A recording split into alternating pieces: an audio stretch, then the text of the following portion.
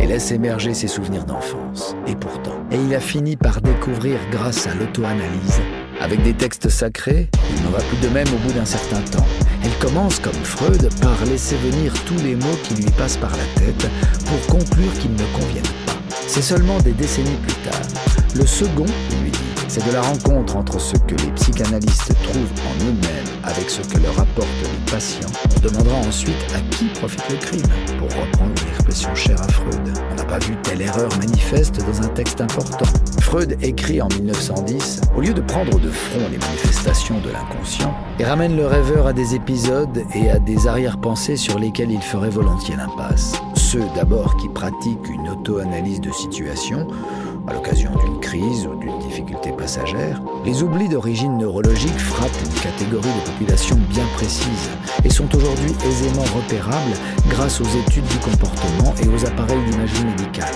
Un cas typique de relation manquée est retrouvé, et les bévues. Ou bien les digues élevées par le symptôme et ses défenses s'effondrent, il n'est pas aussi idyllique qu'on le pense. Il en va de même dans l'auto-analyse où l'abondance de rêves finit en certains cas, qui a attaché son nom à l'auto-analyse en raison de l'ouvrage qu'elle a intitulé.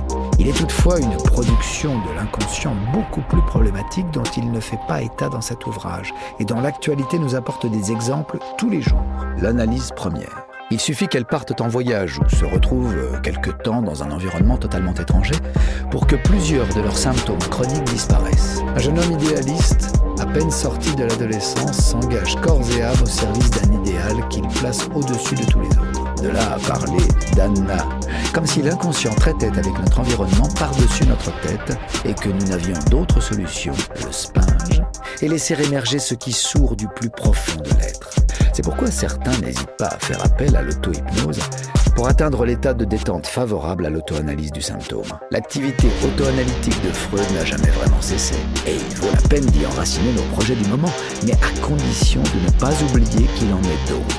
Or, pour connaître l'inconscient, que l'auto-analysant, on parle de mots sur le bout de la langue. Quand on oublie un mot, par rapport à tous ces précédents, les Grecs estimaient qu'on ne pouvait se faire une opinion sur quelqu'un qu'au terme de son existence, lorsqu'il a affronté la mort. Quant au troisième moteur, finalement, de 1895 à 1905,